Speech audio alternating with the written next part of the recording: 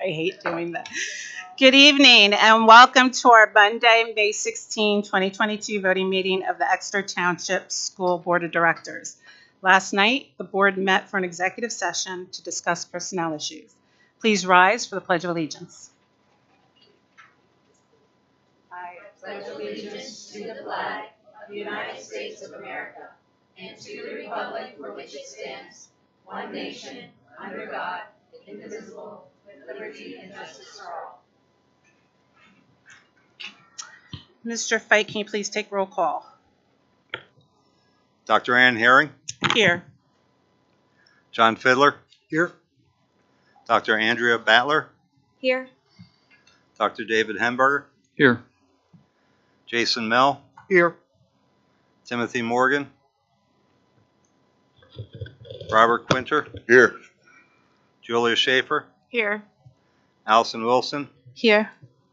8 present, 1 absent.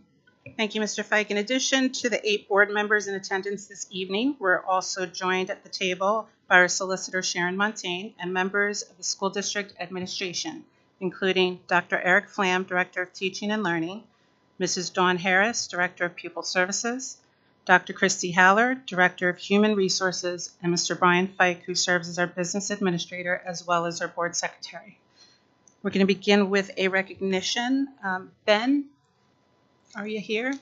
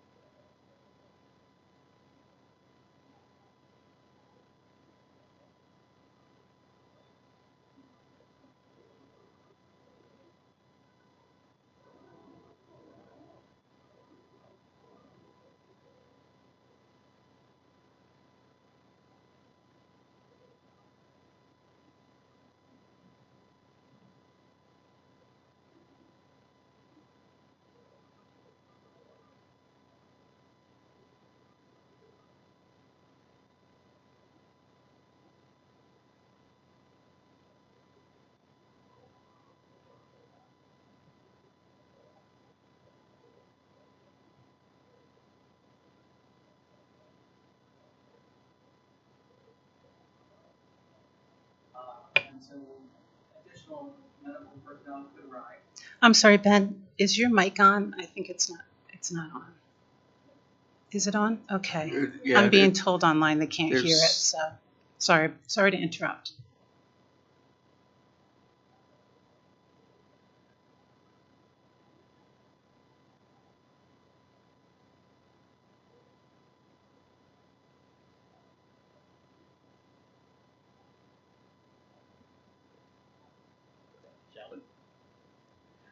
She has a very good rapport with the students she drives.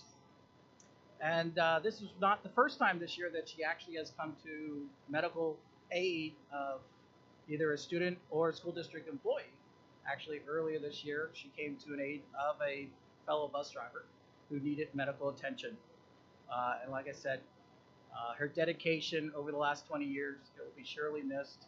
And I really would like to recognize both of them for an outstanding job, following their training, follow the protocol, and making sure their student received the best possible medical treatment possible at that moment.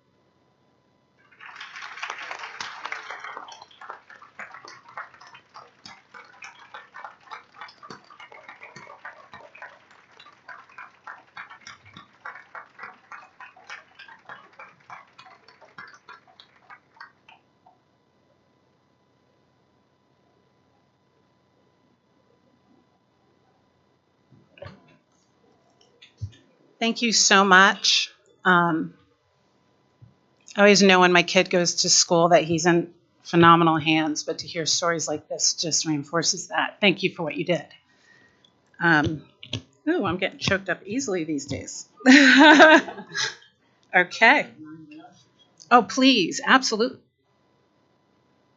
I have followed y'all that work down at the old bus terminal for 20 years now. And you have undergone inspections twice that determined you were some of the most efficient people around and that our system was efficient. And I don't know how many times I've heard from parents how they feel you're part of the family, the driver's part of the family. So I want to commend you two for this action, but I think you're too often overlooked as a valuable asset. So every one of you deserves some praise, and I thank you very much. Very well said. Thank you. We will not be amending the agenda tonight, so we'll be moving forward to the Superintendent Report. Dr. Museski. Hi, thank you, Dr. Herring. Tonight, during the substitute acting interim superintendent, whatever we're going by right now, report, Dr. Flam is going to present some information related to district-wide data, some school level and grade level data, and also talk about what the district plans are as far as moving forward within the strategic plan and looking at assessments and looking at monitoring how well we're doing with our students. So, Dr. Flame, I'll turn it over to you. Thank you, Dr. Museski. I don't plan to go through the presentation slide by slide with you, but I do want to point out a few things before I take your questions. In terms of context, what I included with the report is that participation rates were down significantly throughout the state last year, and this was true for Exeter as well. Overall participation average was in the 70s for Exeter and down from 90s previously. In addition to the participation rate, obviously the platform for instruction varied as well, from full virtual to blended instruction to face-to-face, and some students remained in the full virtual environment all year. So just again, to provide a little context, Exeter was no different than any other district in the state for the most part. Under these conditions, we would expect to see a drop in scores, and we certainly did, as was the case across the state. Included in the report is historical data so that you can see PSSA and Keystone performance from prior to the pandemic, as well as last year, when in most cases scores dipped, and that was true for the state average as well. It was lower last year than previously.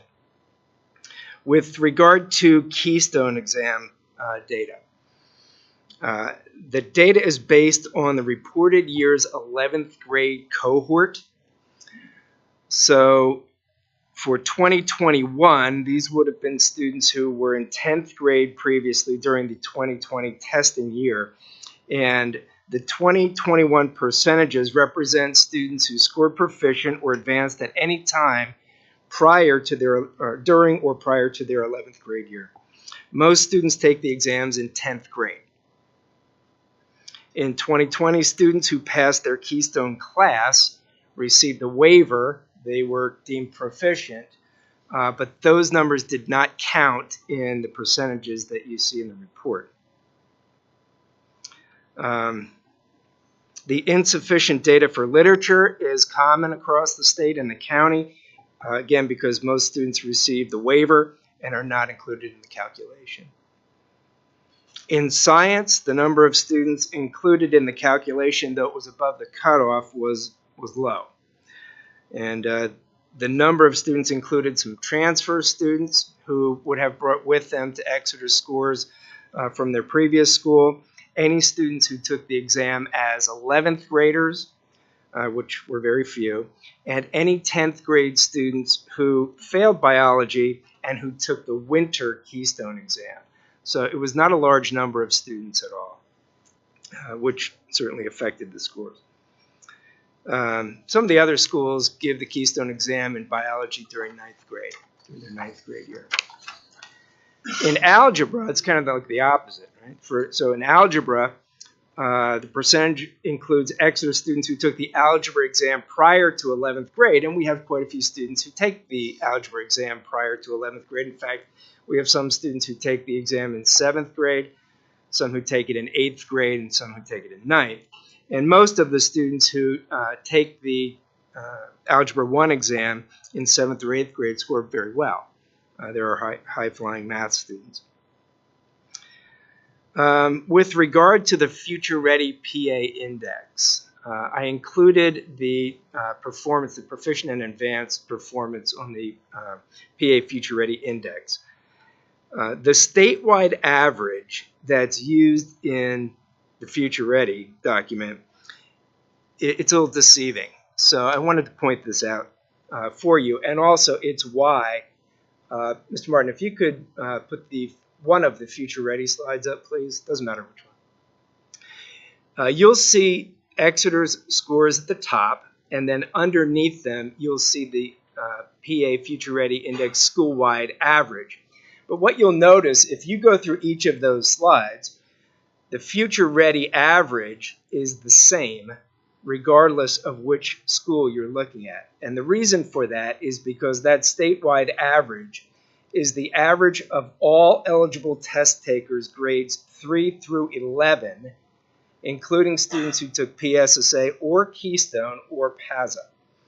And so it's a little bit deceiving because you're not really comparing apples to apples when you look at that building score versus the Future Ready PA school-wide average, which is why what we did was we included the statewide average for last year earlier in the presentation. When we did the annual percentages, we showed last year's percentage versus the grade level statewide average because that is an apples to apples comparison.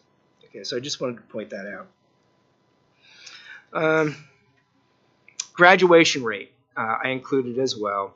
And the graduation rate is calculated very simply. It's the number of students who enter Exeter in 9th grade, and as part of the Pennsylvania Information Management System, we include a number of students who come into 9th grade during that year, and that number is sent to the state.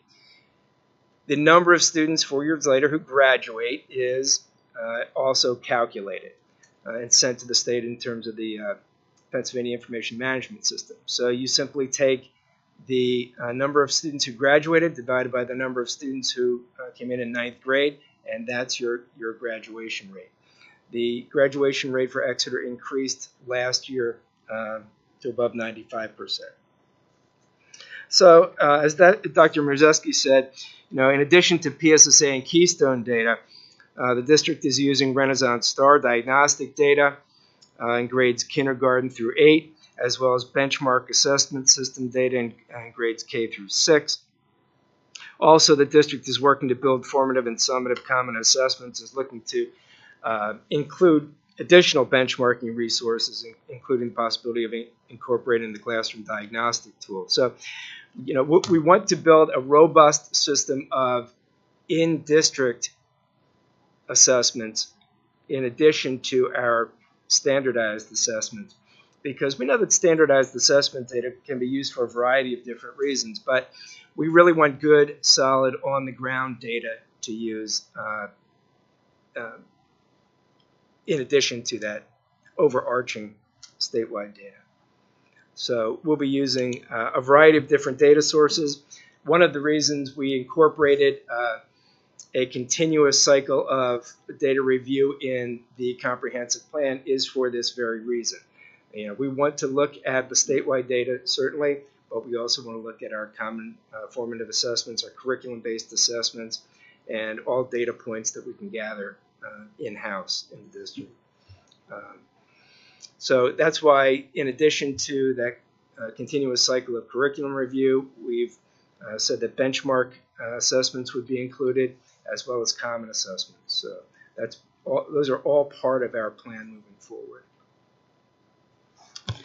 If I can just add a couple of clarifying points, and then I'm going to ask a couple other people to jump in here.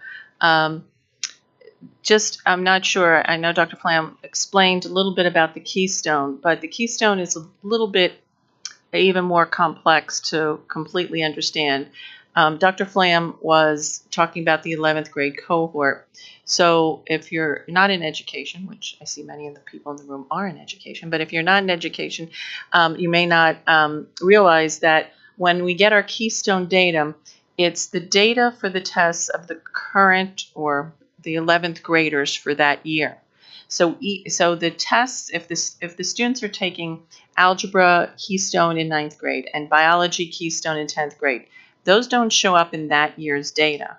They don't show up until those students are in 11th grade. Then that data shows up for us on our school-wide. We do get to see the individual student data, but I mean show up on our school-wide data. So that was even made more complicated when the Keystones were waived then for that whatever classes were taking those. And so I think we'll see those repercussions in the Keystone data for a couple of years. So it's not just a once and done year thing, but we're going to see that several years out because of the students not taking the exams. And also, Dr. Flam, that was 4-year graduation rate, right? That was the 4-year. So 4-year graduation rate is simply that. When a cohort comes in 9th grade, it's X number of students, it's these students. The 4-year graduation rate looks at how many of those students had graduated then at the end of 4 years. So if there was a student that was maybe deficient one course and had to make that up, or 2 courses or whatever, that might not show up to the 5-year graduation rate, which we do receive data on that. And as you know, we do have some students that might have some special needs and special circumstances that do not graduate in 4 years, may not graduate till 5 or 6 years. So they won't show up until that data too. So there's a couple of things that kind of go into the data. Looking at the trends is really important. We do have kind of like this blip on our radar for a year or two. So we'll have to figure out how we actually want to handle all of that data. When we're looking at data analysis, we say one event is simply that, an event. If it happens twice, it's a coincidence, and then 3 times, it's a trend, and we can start looking at that. So we do have to have enough data in place to be able to make some comparisons as we go across years, or sometimes it's just simply several assessments.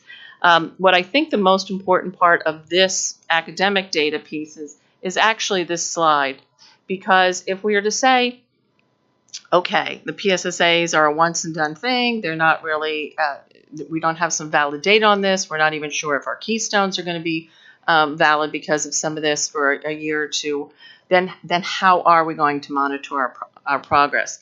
And that's what Dr. Flam, I think, was showing here as some of the things that are in place now that we can use to monitor the progress of our students, as well as some of the things that are currently in the strategic plan with the common assessments and the curriculum-based assessments, and looking at getting those up and running even over the summer and working on some things over the summer to have them in place.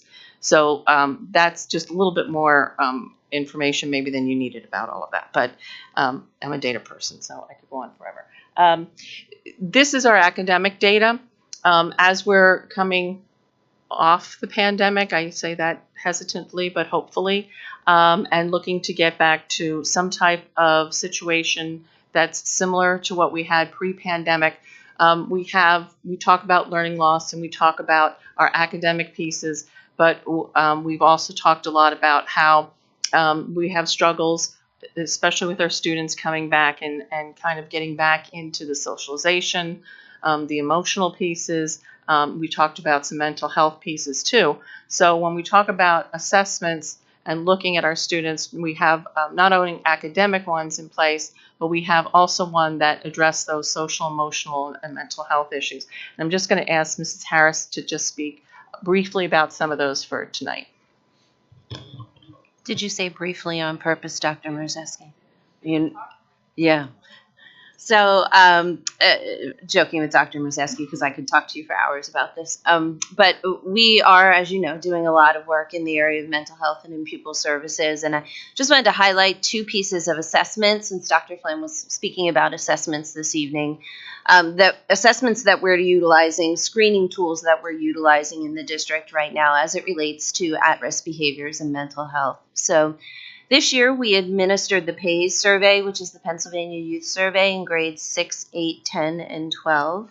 And we just recently received our results back from that. And the results give us information about those particular grade levels and cohorts, as well as building trends for each of those grade levels as it relates to at-risk behaviors and mental health struggles for our youth in those grade levels. And our plan for that data is to bring it to instructional leadership team, discuss it as a group, discuss trends and patterns, and talk about targeted interventions for grade levels, building level interventions, and then district-wide interventions based off of that data. The other global assessment that we have started to utilize, which I'm really excited about because the team is really doing a lot of extensive work with this, is something called the SBIRT. I may have mentioned that to you previously. But the SBIRT is also an at-risk and mental health screener. It's often used as a preventive sort of screening in healthcare settings. And we administered that this year at grades 5, 7, 9, and 11. If you caught, it's in juxtaposition to the grade levels at which we did the PAYS survey. We did that on purpose to capture different groups and different cohorts with the two different tools. But with the SBIRT, we are able to garner, because it's administered individually on site, we're able to garner immediate information about students and assess students that may be in immediate crisis that we might not know about other than from utilizing this tool, and provide direct and immediate intervention. We're also able to assess students that need some targeted interventions but are not in crisis and not in an emergency that we can plan some interventions for in the form of counseling groups, staff referrals, work with the social worker, so on and so forth. And then we can also identify groups of students who take that screening tool for more long-term interventions where they may have said some things that are of some slight concern or they've expressed concerns but don't require any of that immediate targeted intervention. So they basically go on a monitoring list to be looked at again. And the reason I'm excited about this is the work that we've done around this is short-term in the sense that it's sort of a response to all of the mental health needs that have sort of cropped up. But we're planning more long-term work with this because we're going to administer it again to those cohorts and then would like the opportunity to be able to compare that data over time and see how our interventions are helping students. And the team would like to be able to eventually present this at a county and a statewide level in terms of our work that we're doing around the utilization of this tool within a school setting as opposed to a healthcare setting. But I thought it would be really cool if the Pupil Services team could come and present that to you first, so that you could get a bird's eye view to see the work that they're doing around this. If I haven't mentioned it before, we have the most amazing Pupil Services team in the county. So I'd like for them to be able to come in and talk to you a little bit more about that work. I'm finished, Dr. Museski. Perfect. You did just perfectly. Dr. Flame, do you want to take questions?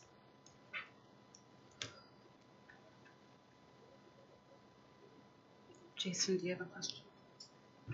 Mrs. Harris, I was just going to ask you if you could verify the name of that one. SBIRT, was it? SBIRT. ESPERT? SEIRT. Screening, okay. Intervention, and referral for treatment. Thank you.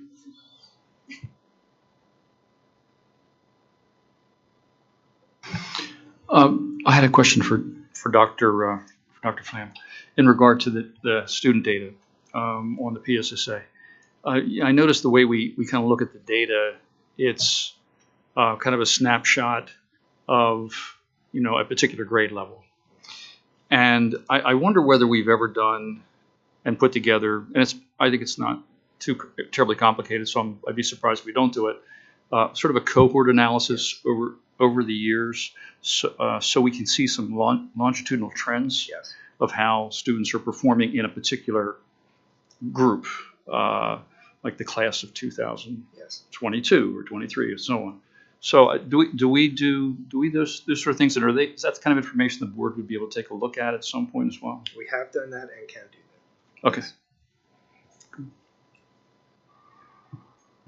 Dr. Hember, the other thing that you can see that kind of does that a little, it doesn't really look at performance, but the PVOS, the growth on the Future Ready, does look at a cohort going through. It shows growth, but it doesn't show performance, but it shows growth as it's going through. But that does not, that compares that cohort to itself, not one fourth grade to the next year's fourth grade class. But it's not performance, it's growth data.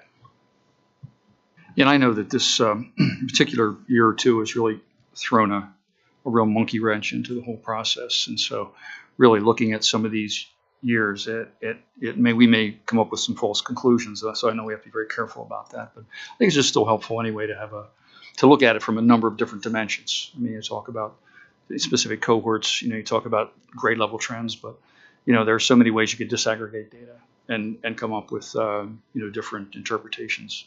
I certainly think that all of the data put together, I mean, not any one particular piece of information, I don't think should stand alone. I think putting all this stuff together and whenever possible, really kind of identifying those students who are falling below benchmark and trying to find out why and design interventions for those students really is the ultimate purpose of this data anyway. A question for Mrs. Harris. What, if any, correlations can you make between the assessments that you do and academic performance? And how far back have you been able to do that? 5 years, 10 years, or are these assessments? That's two questions really. Are these assessments fairly new? Yes. So you probably don't have a lot. We don't have any data. You don't Nope. have any. Nope. This is the first time that we're actually pulling this stuff together, putting it into an organized system or framework, and then administering those tools and making a plan for long-term use of those tools. Can you make any predictions based on what you're seeing? I can tell you that with the work that Dr. Flam is doing and the work that I'm doing, they're inextricably intertwined in the sense that, it's chicken and the egg in terms of students who are suffering academically, then experience mental health issues as a result of not doing well academically, and vice versa. So students who are having organic mental health issues then also suffer, academically as a result of not having those issues treated properly. Yeah, but more to come on that for sure. While you're commenting on those things, I went to a workshop with school board, a presentation with PSBA several years ago, and they talked about trauma-informed process. And I wondered, do we do anything assessments that really dig into that aspect of how students can be evaluated, let's say? I mean, it seemed to me it was a scale of 1 to 10 based upon traumatic life experiences, ACEs. let's say. Yep, that was it. Adverse we use that at childhood all? experiences. Yeah. Not yet. So more work that we have planned is if you heard me talk about the screeners that we're introducing, you didn't hear me say anything about the K to 4 level. So our next step is to develop a screener we're targeting 3rd grade to utilize to do exactly what you're talking about. We're actually also working on, PSBA has a board policy for trauma-informed approach, and we're also working on putting that forward very shortly as well to kind of encompass our philosophy around a trauma-informed approach and encompass some of our beliefs and practices around that. That's great. Yep. That's terrific. Thank you.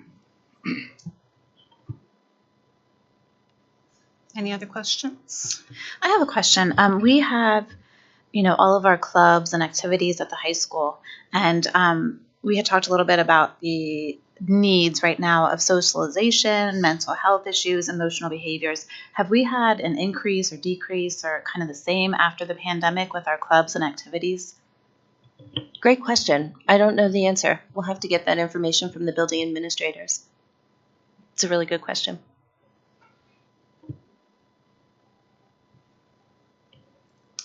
Okay.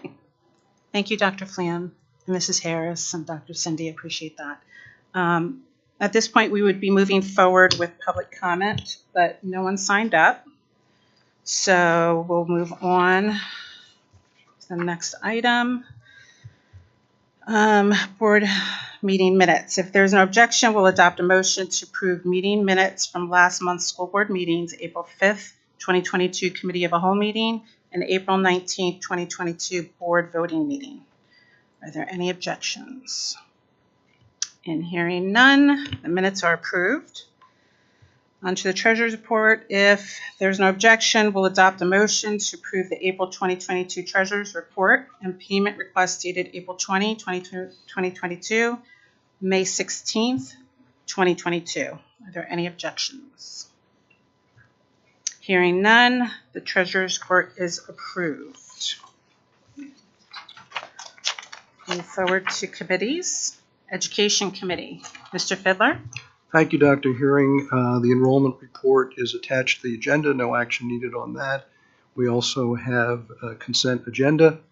It's recommended that the Board of School Directors approve the following Education Committee items. There are 4, let me make sure I'm counting right, 4 contracts, 3 field trips beyond the 60-mile radius, and 3 conference requests. Can I have a second? A second. Thank you. We have a second motion. Any discussion? All in favor say aye. Aye. Opposed? Any abstentions? Motion carries. And that's my report, Dr. Hearing. Thank you, Mr. Fidler. Personnel Committee. In the absence of Mr. Morgan, we have Mrs. Schaefer. Okay, so what I'm going to be doing is going line by line each number, given that there are some new items added to each item. So it's recommended that the Board of School Directors approve or ratifies the following personnel items. Item number 1, the attached job description for Supervisor of Academic Enrichment. Second. We have a motion and a second. Any discussion? All in favor say aye. Aye. Any opposed? Any abstentions? Motion carries. Before you continue, can we explain why the comment she made about doing line by line? Because the items. Yeah. So because if you are looking at the agenda, you will see that some of the items are bolded. The items that are bolded on this week's agenda, on the voting agenda, are items that were not in the committee of the whole.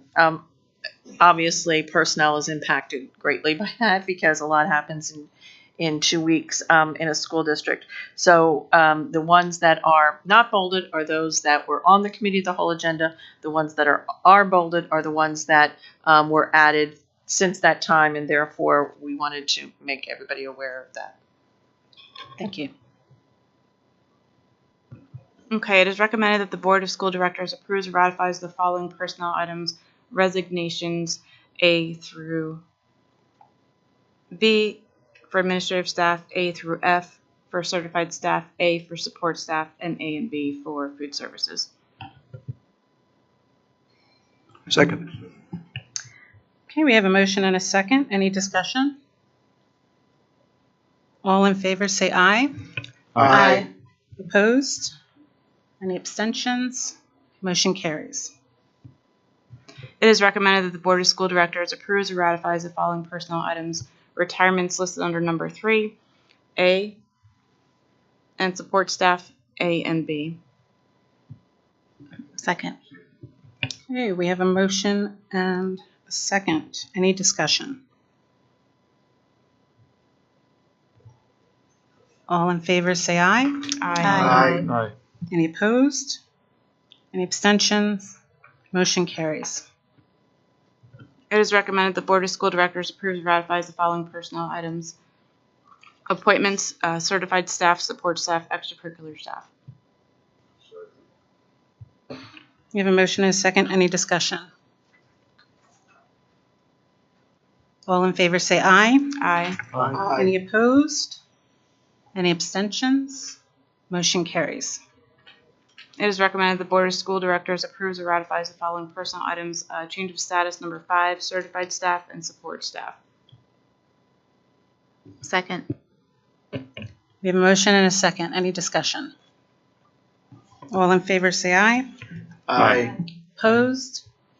Any abstentions? Motion carries. It is recommended the Board of School Directors approves or ratifies the following personnel items. Number 6, leave of absence. Second. We have a motion and a second. Any discussion? All in favor say aye. Any opposed? Any abstentions? Motion carries.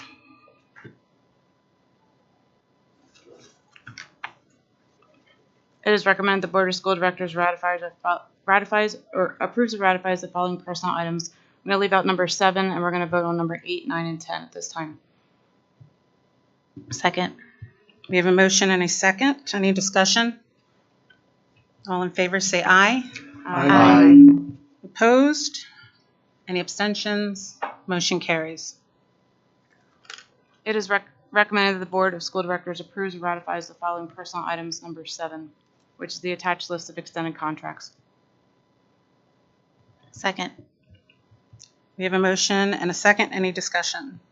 Mrs. Schaefer, I will be abstaining from the vote on this item because my spouse is listed as one of the individuals on the extended contracts. All in favor say aye. Aye. Opposed? Any abstentions? Abstain. Motion carries. I believe that's it for the personnel. Thank you, Mrs. You're Schaefer. welcome. Finance, Facilities, and Audit Committee, Mr. Mel. Yes, item A, first up, is it is recommended that the Board of School Directors approve a 60-month lease, which includes maintenance, repairs, and supplies for 25 multifunction document-producing devices with Edwards Business Systems at a cost of $4,659.36 a month. The RFP is attached. I do believe in talking with Mr. Fike that the that number of copiers that we're talking about here is actually 23, if I got that right. It will be 23. Okay. We put 25 because that's what was up for renewal, so we wanted everyone on the same page. To note, I had budgeted a $40,000 savings. It came in at a $50,000 savings a year. So Yep. A little bit better than I thought it would Yeah. by betting it. And just out of curiosity, if anybody was wondering, the district has a total of 63 copiers, and I know Mr. Fike said he was actually working with Mr. Way on seeing if there is any potential consolidation going forward for any additional leases. Correct, and that those leases on the others end next year, so I plan to put out that RFP somewhere around November, December timeframe, so we have a lot longer period to get a little bit more bidding going on. Yep. So the breakout for the 25 number replacement here was 5 at the high school, 4 at the junior high, 8 at Rifton, 2 at Jackson Wold, 3 at Owatton, 2 at Lorraine, and 1 at the administration building.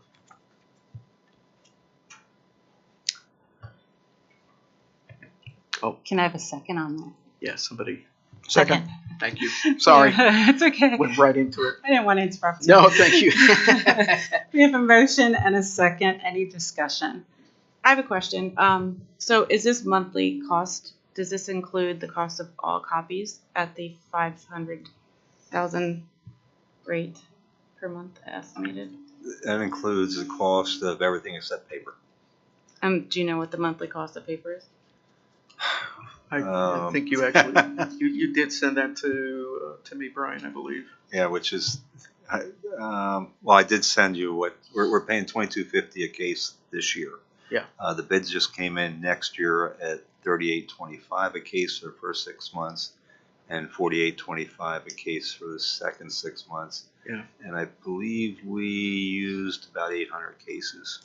And that's 5,000 sheets per case, Yeah. correct? Correct. Question, I guess for Brian. Do we have a sign given the cost increase, even if we didn't have a cost increase. But is there a sign or some sort of indicator saying, is this copy really necessary? I mean, do we know that people are making necessary copies as opposed to convenience copies? Well, before I got here, someone put in what they call paper cut, which actually monitors. And I was saying before the meeting, every first of the month at 2 a.m., my phone starts beeping because I get a report for every single copier and who the highest users were and all the way down to the lowest users. I don't see any abuse, and truthfully, the number of what we're buying in paper and what we're using on copiers is pretty close. We're not even losing that much. We do have printers in certain classrooms. A couple of years ago, they had a lot less copiers, but they had a printer in every classroom. It was more expensive to buy toner for a printer than it is to run it through a copier. The classrooms we have printers in yet are mostly special ed rooms because there's information you don't want anyone else to pick up off a main printer or main printer copier. And that's the other thing I want to mention. These copiers are not just copiers. They're printers, they're faxes, they're scanners, they're multifunction. So, Thank you. Okay. Mr. Fike, I just want to ask a question about that too. I think there was a period of time where we were trying to encourage folks to do their copying through a central office order if they had a certain number of copies that they wanted to do. I think there was a certain threshold. Do we still do anything like that, or are we dependent now on the buildings to? It's all on buildings, but with the when we had a print shop, if you want to call it that, I saw some of the quality because they were sending things over that were photocopied and photocopied and photocopied, so it wasn't really that great of a quality that they were getting. What they were running were things like tests, which you can easily just send right to the copier and let it print. Most of the building secretaries have been taking care of those things, for the multi, what do I say, the large numbers, workbooks, things like that, where we have electronic licenses, and it's cheaper than buying a workbook, so we stop to print them out. Pre-test, things like that, they're printing. But our copiers are set that it automatically defaults to black and white because it costs more per copy or maintenance for color. So, you saw 6 million black and white compared to 225,000 color. Yeah. And actually, this wasn't last year. This is pre-pandemic. I'm using those numbers because last year we were in 3 out of 4 quarters. Yeah.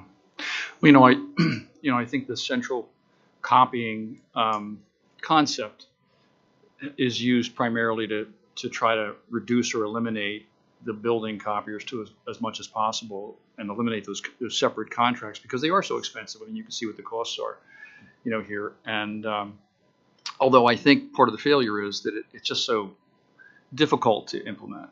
You need staff, you need dedicated staff. Typically, there's a timeline. Teachers need a lot of this information quickly, and the turnaround time isn't that great. So I can understand why a process like that, if it's not real advanced or sophisticated, would kind of break down. All right. So it's not that I'm not supportive of this. I just think it's probably not the least expensive option, but it's probably the most practical option considering some of the limitations of the other concept. Now we do have in the administration building, we do have a color copier printer or whatever you want to call it. It's multifunction where we're actually doing the award booklets for tomorrow night. For the student awards, we're also doing the commencement booklets too, instead of sending out. And it's our time, but I think we paid 55 cents a booklet before with paper, and without time we're less than 4 cents or 5 cents, something like that. So thank you, Mr. Frank. Yep. Okay, if there are no further questions, all in favor say aye. Aye. Opposed? Any abstentions? Motion carries. Item B is it is recommended that the Board of School Directors approve the proposed final general budget for the 2022-2023 school year. Second. We have a motion and a second. Any discussion? I've got a question. On one of these documents, we list a 1.75% tax increase. Is that correct? That's what we talked about the last meeting. This is what you call, the reason it's called proposed is because the final budget will be voted on June 28th, but we have to advertise a budget for 20 days prior to voting. And I think we're more budget discussions on the 1st. I'm hoping that we also do a CAL before the 28th meeting, because by then we'll have a lot more things in, like the governor's budget. We'll know exactly what the state's going to be giving us. Some more of the insurance information, liability insurance is coming in. I think the liability has been the same. I still don't have the cybersecurity. I'm told that's maybe a couple $1,000 increase, but hopefully not more than that. And there's still some consortium bids coming in for supplies and things like that. So closer we get to the end of June, Yeah, I understand. I'll be 100% instead of 99%. Right. I see it's listed as proposed final general fund budget. But we are proposing a tax increase for our friends and neighbors. Correct, 1.75% right now. Do we have anywhere, or will you have anywhere, can you prepare for the next discussion meeting? I guess that would be the June 1st meeting. A list of cuts that we have made since last year's budget passed. Yes. Because I think it's only fair if we're going to ask the taxpayers to pony up more money. I think it's only fair that we do the same. Right. With cuts. But you'll have that. I'll have that list. I'll also have a list of I think I was asked before, what else is out there? If you had to cut things, where would you first start? I'll have that list too. Yeah. Okay. Good. Thank you.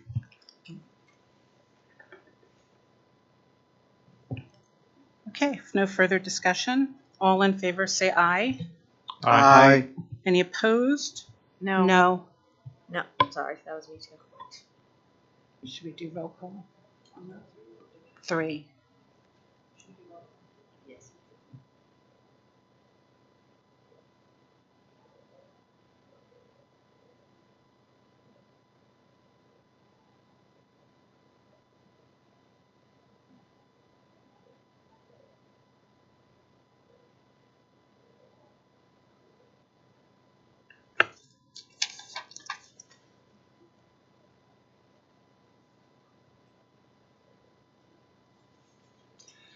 Roll call for the budget.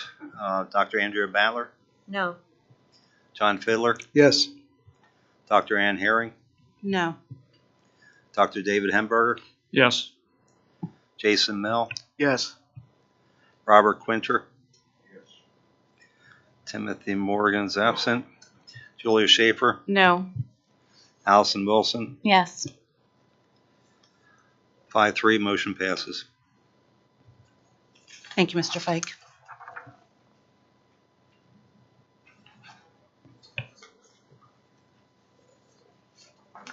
Okay, and then moving on to item C for the consent agenda. In the consent agenda, we have items 1 through 5. First is authorizing administration to investigate and engage with an advertising agency to look at options for advertising. 2 is creation of the ad hoc revenue committee. 3 is for the final budget of food service department for 2022-23.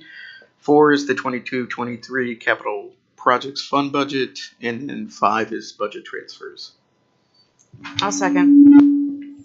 We have a motion and a second. Any discussion? Spelled Sorry-I-F-F-T-O-N. I'll make that correction. Please do. Sorry. Mr. Mel, do you have more information regarding creating that ad hoc? In terms of the members, Yeah, and do we have an idea of what it will be responsible for, more specific? Yeah, so when we first discussed the ad hoc committee, we were first saying that this was going to be an ad hoc advertising committee to help look at ways to increase the revenue through the advertising discussion that we were mentioning.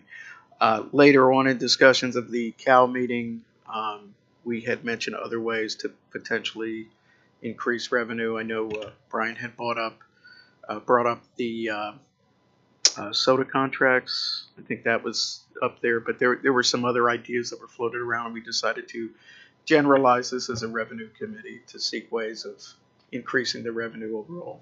Right. I think the other thing was there's board policy that the board will set the rates for different types of advertising, like the Right. banners and things, and there's no real set rate. The board should have a recommendation to set. Correct. Yeah. So the way that this was essentially going to work was administration will have the ability to engage with an advertising agency to find out options, and then that information is taken to committee, and then the committee would come back with a recommendation for the board to vote on that. So it meets on an as-needed basis, depending on what's brought to you. That is correct. Okay, thank you. Any more questions? Okay. All in favor say aye. Aye. Any opposed? Any abstentions? Motion carries. Thank you, Mr. Mill. Thank you. Policy Committee, Dr. Hemberger. Thank you, Dr. Herring. It's recommended that the Board of School Directors approve Policy 808, Food Services. It's a revised policy for first reading. Second. We have a motion and a second. Any discussion? All in favor say aye. Aye. Opposed? Any abstentions? Motion carries. Thank you, Dr. Hemberger. Athletics and extracurricular activities, Mrs. Wilson. Thank you. It's a very, very busy time around the district. I think every night you can go somewhere and do something, whether it's a concert, an art show. This Friday is Minithon and a food truck festival that ECF has put together. So that's going on at the high school. In athletics, it's been a very busy season.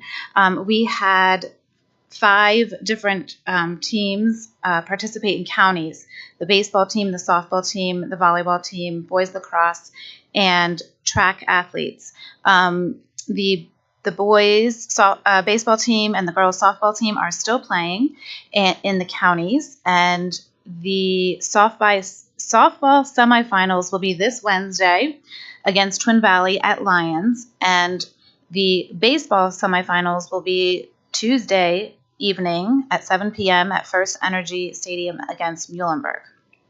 That is counties. We had the boys lacrosse in the finals. They unfortunately did not win, but they were in the finals. And then we have 17, moving on to districts, we have 17 track athletes traveling to Shippensburg this weekend to participate in districts. We have had a great season in that we are hosting at Exeter volleyball, softball, and baseball because the seating is so high. So this Thursday evening at home will be a rematch against Wilson for the volleyball team in the a county semifinal rematch for the first round of districts for the volleyball team on 7 p.m. on Thursday. The number 1 seed district softball team will be playing 4:30 on Monday at home, May 23rd. And then the number 4 seed district baseball team will be playing 4:30 on Monday at home. So lots of activities, lots going around right here in Exeter. So come on out. Can I add to that? Yes. If I can give a shout out, the senior high school is going to have their art show this Thursday at 5:30, and that's going to be followed by the senior high spring choral concert at 7 o'clock. So come out and hear some amazing voices, please. Thank you, Mrs. Wilson. Dr. Battler, ECEF. Thank you, Dr. Hearing. So, Sumo Kitty, it's a thing. Ask any Exeter kindergarten through fourth grader. ECEF was pleased to underwrite a visit by the author and illustrator David I'm going to screw up his name, Bedreski.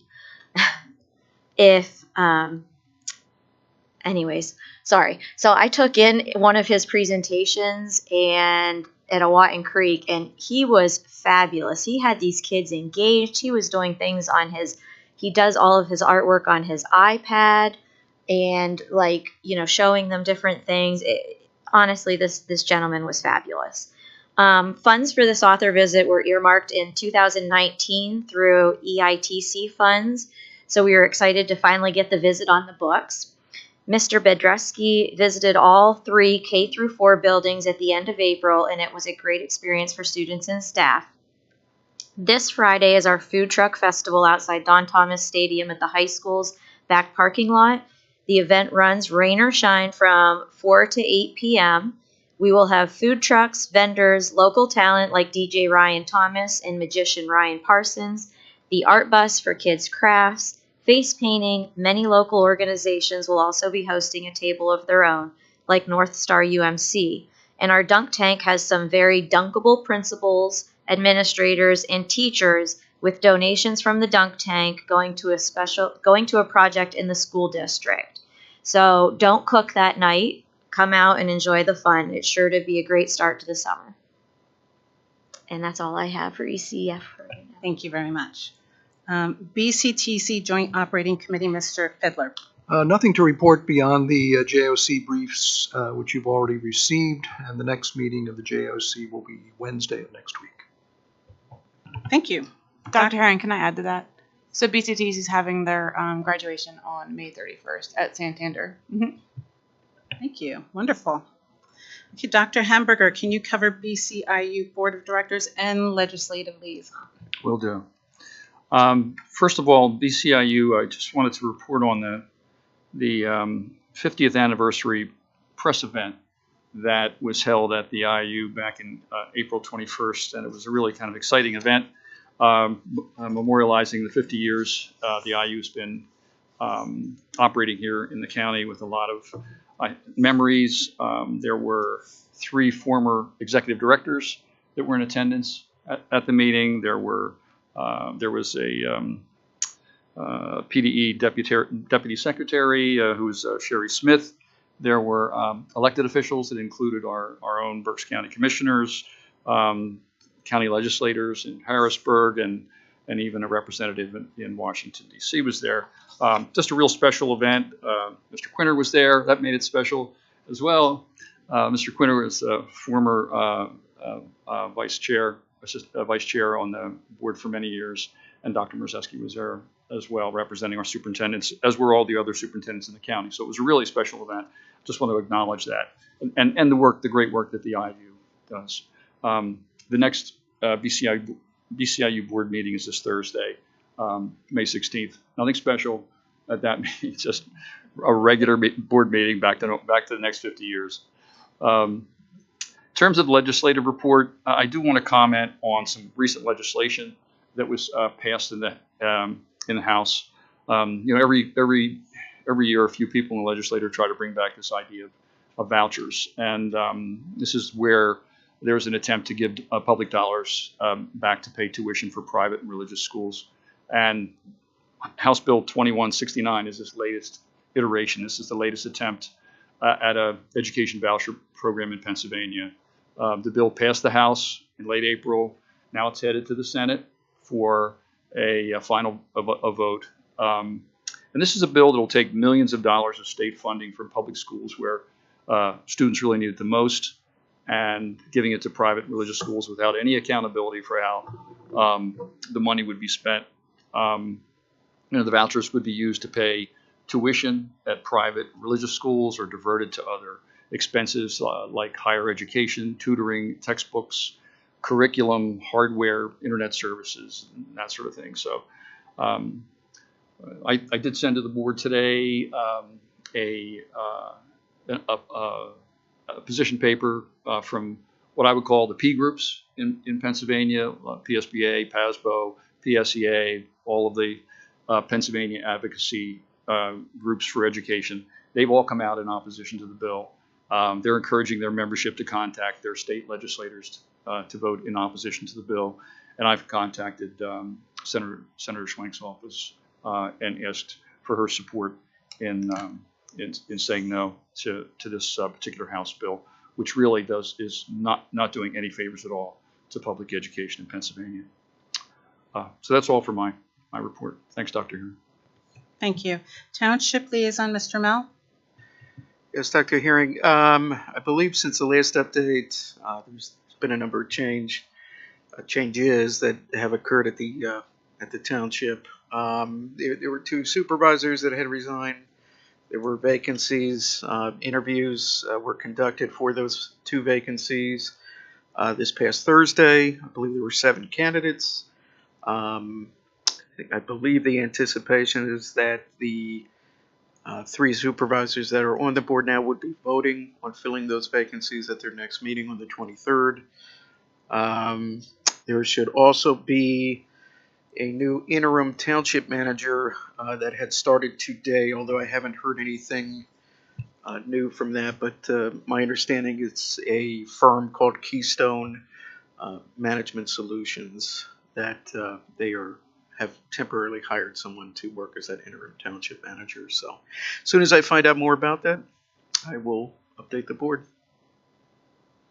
Thank you. Is there someone there that you communicate with or talk to? On a regular basis? No. So I introduced myself originally when the 5 board members had started. I only heard back actually from 2 of those supervisors, I believe, at the time. So yeah, there's a lot of things are in flux right now. So, and I imagine that they're pretty busy over there as well. Sure. Thank you. Thank you. Okay, that moves us to public comment. We have Mary Beth Gardella.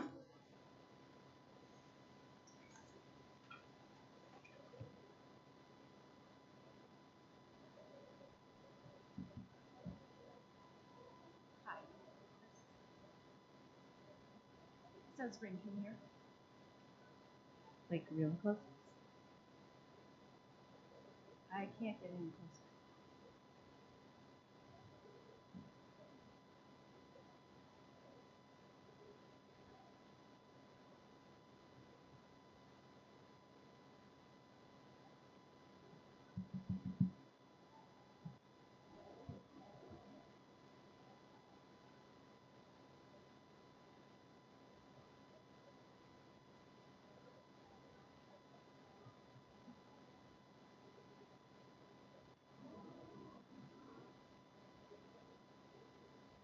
Hi, I'm Mary Beth Gardella, 218 Pennsylvania Avenue, and I'm here to speak tonight about the budget. I've listened to or attended the meetings in the past, and I think that you're missing a few areas that the budget can be cut that have not been addressed. I appreciate Mr. Fiddler asking for a review of the cuts, but in going back, I've seen at no point in these meetings that the board has directed Mr. Fike to actually go back to the buildings and departments and tell them that they need to cut, that they have to cut. He has mentioned before that he can do this, but a motion needs to be made by the board. And I agree with you, Mr. Fiddler, that we can't force the community to cut their budgets, and it would be by force if the school district is not willing to even ask for a cut in departments or school budgets or, building budgets. The other area that Mr. Fike has mentioned was to look at the schedule at the high school and the junior high. Block scheduling is probably expensive, and is it needed? Has it made a difference in academic achievement?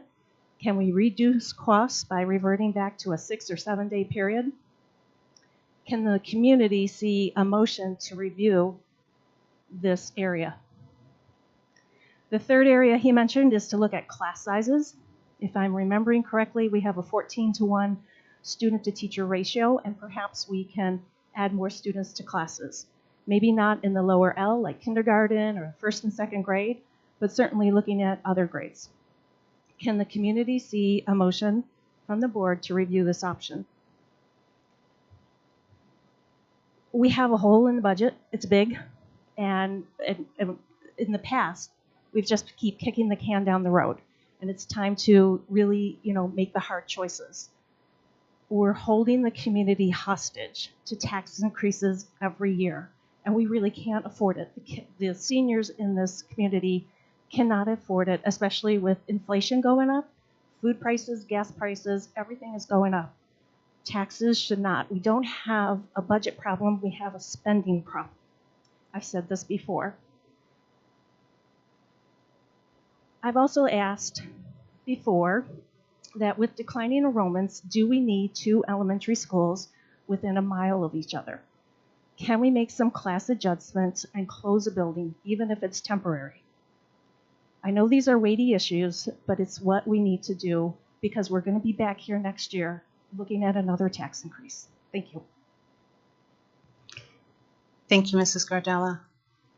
Is there anyone else that would like to speak that didn't sign up? Okay.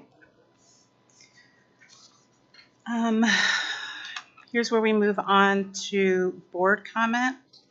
I'd like to start off, if I may, to update the community about where we're at with the superintendent search.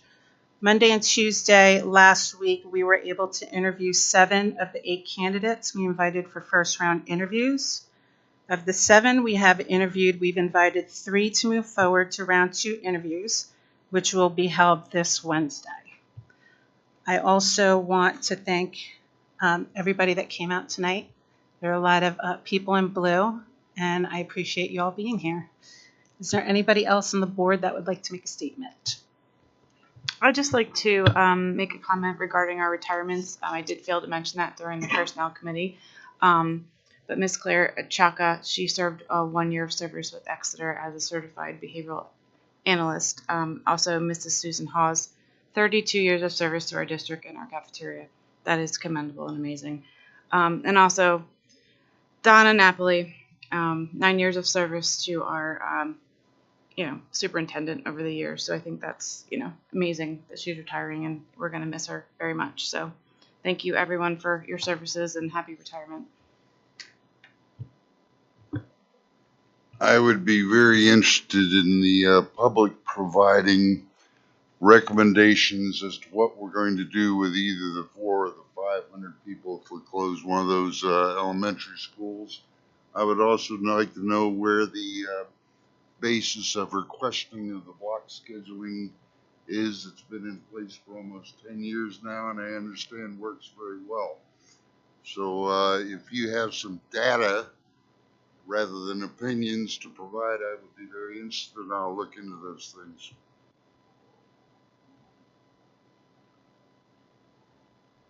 Okay, there are no other comments. I'd like to say go out tomorrow and vote.